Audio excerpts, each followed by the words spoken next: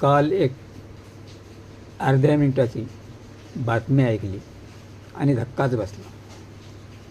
राष्ट्रवादी अजित पवार पक्ष हा मराठ्यांचा पक्ष, मराठा लॉबी म्हणून सर्व परिचित आहे. पण त्याच वेळी अजित पवारांचं या पक्षात काही स्थान आहे का, हाही प्रश्न पडतो.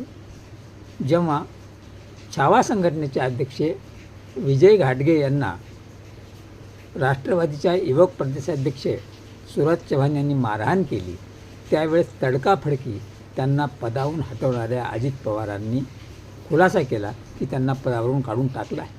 22 जुलैची घटना होती आणि काल 15 ऑगस्ट रोजी त्याच सुरज चव्हाणांना राष्ट्रवादी काँग्रेसचे सरचिटणीस पदाची बढोन्नती देण्यात आलेली आहे आणि ती खुद्द पक्षाध्यक्ष सुनील तटकरे यांनी दिली आहे. याचा अर्थ मराठा विरुद्ध अजित पवार राष्ट्रवादी आहे का, हा प्रश्न पडतो.